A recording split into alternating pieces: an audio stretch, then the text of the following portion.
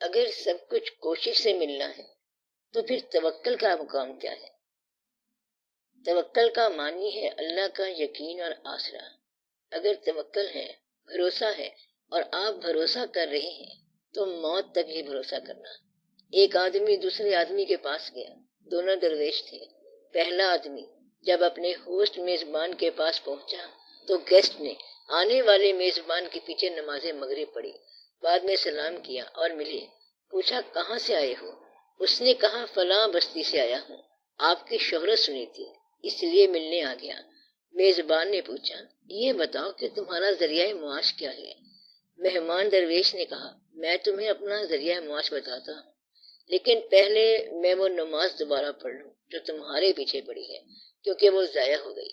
اس نے نماز پڑھی تو میزبان نے پوچھا اب بتا کیا بات ہے، کیوں ناراض ہو گیا؟ مہمان درویش نے کہا تو اللہ والا ہو ہی نہیں سکتا جو ذریعے کے ساتھ معاش کو وابستہ کرتا ہے، کیونکہ معاش اللہ کے حکم کے ساتھ ہے۔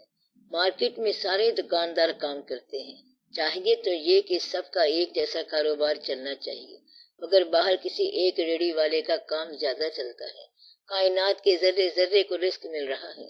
اللہ تعالیٰ نے کہا کہ میں سب کو رزق دیتا ہوں، اور آپ دیکھتے ہیں کہ رزق مل رہا ہے، دریا کے اندر مل رہا ہے، سمندر کے اندر مل رہا ہے، پہاڑوں کے اندر مل رہا ہے، بلکہ پتھر کے اندر جو چھوٹا کیڑا ہے اس کو بھی رزق مل رہا ہے۔ رزق جو ہے وہ خیال کا بھی مل رہا ہے، نور کا اور روشنی کا رزق مل رہا ہے، احساس کا رزق مل رہا ہے، وجود کا رزق مل رہا ہے، اور ایکچول مال بھی مل رہا ہے۔ اس لیے جب آپ توکل کرنے پہ آ جائیں تو پھر آپ اتنا اعتبار کرو کہ دینے والا دے گا، اور کب تک دے گا؟ یہ توکل موت تک کرنا ہے۔ وہ آپ کو آخری سانس سے 2 منٹ تک پہلے بھی کھلا سکتا ہے۔ توکل محنت کی نفی نہیں کرتا، محنت کرنے کا نتیجہ تو ویسے بھی اللہ نے دینا ہے۔ توکل کا معنی ہے ڈیپینڈ کرنا، بھروسہ کرنا، اور اپنے آپ درمیان میں انٹرفیئر نہ کرنا۔ تو بھروسہ کرو۔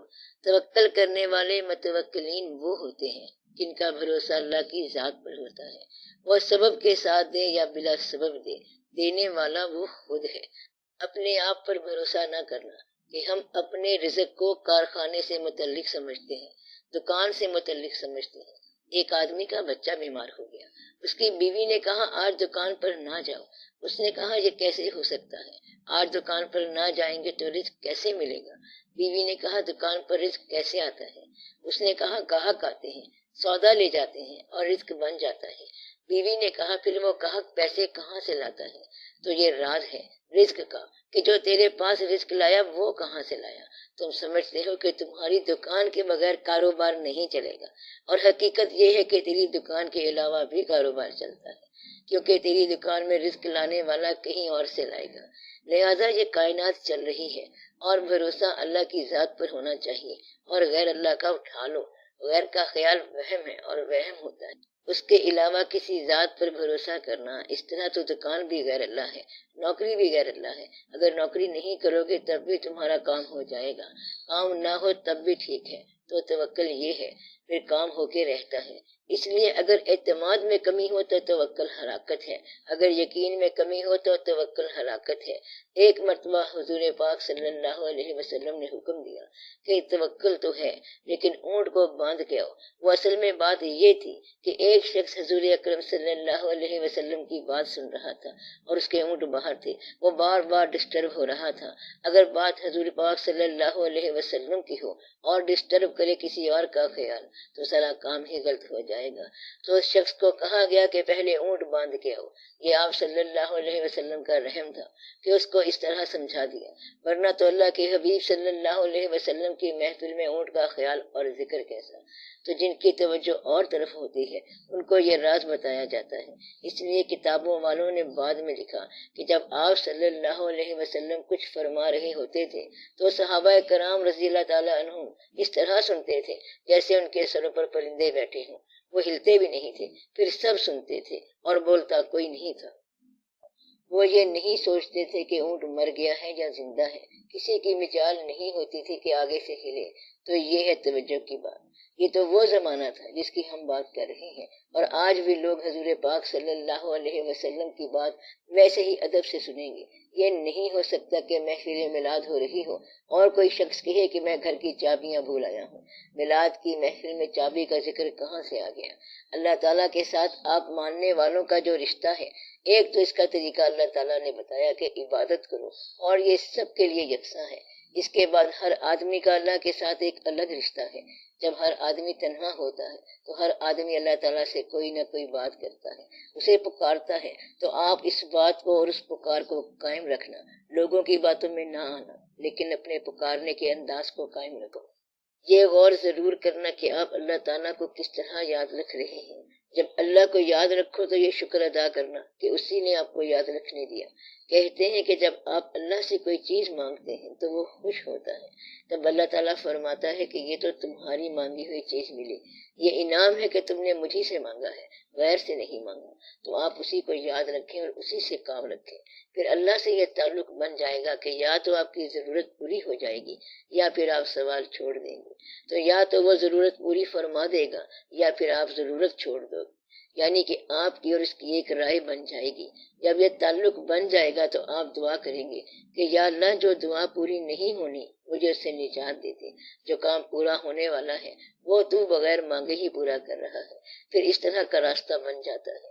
اللہ تعالیٰ سے آپ واسطہ رکھا کرو، اللہ تعالیٰ کو سجدہ کیا کرو۔ اللہ تعالیٰ کو راضی رکھنے کا آسان طریقہ یہ ہے کہ آپ کی زندگی میں جو چیز سب سے اچھی ہے وہ اللہ کی راہ میں نثار کرتے رہا کرو، اور پریشان حال لوگوں کی مدد کیا کرو۔ جو عمر میں بڑا ہو اس کا ادب کیا کرو، یہ بھی اللہ کا ایک راستہ ہے۔ استادوں کی عزت کیا کرو۔ یہ سارے طریقے اللہ کو راضی رکھتے ہیں۔ کچھ لوگ ایسے تھے جو رات کو جاگے اور ستاروں کو دیکھ کر کہا کہ سبحان اللہ، کتنی خوبصورت کائنات بنائی ہے، اور پھر سو گئے تو اللہ راضی ہو گیا۔ اللہ تعالیٰ کا فرمان ہے کہ کبھی آنکھ اٹھا کر میری کائنات کو دیکھو، کیا اس میں تمہیں کوئی نقص نظر آیا؟ پھر آنکھ اٹھا کر دیکھو تو کوئی نقص تمہیں نظر نہیں آئے گا، اس لیے سبحان اللہ پڑھو۔ ہم نے تمہارے لیے سورج بنایا، پہاڑ بنائے، دریا بنائے، ان میں کوئی نقص نہیں ہے۔ انسان کی تخلیق میں کوئی نقص نہیں ہے۔ اتنا میلہ بنایا، تمہارے لیے رونق بنائی، اور تو ہے کہ شکر بھی ادا نہیں کرتا۔ پھر ہم نے تمہیں یہاں بھیجا، تمہیں دیکھنے کے لیے پوری کائنات بنائی، جس میں رونقیں ہیں، میلے ہیں، رنگ ہے، نور ہے، آوازیں ہیں، میوزک ہے، اور کتنی ہی چیزیں ہیں۔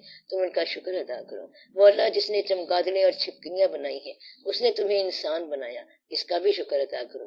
یہ بھی ہو سکتا تھا کہ تمہیں وہ بنا دیتا، مگر اس نے تمہیں انسان بنایا، پھر انسانوں کے بہتر زمانے میں تمہیں پیدا کیا، شکر ادا کرو۔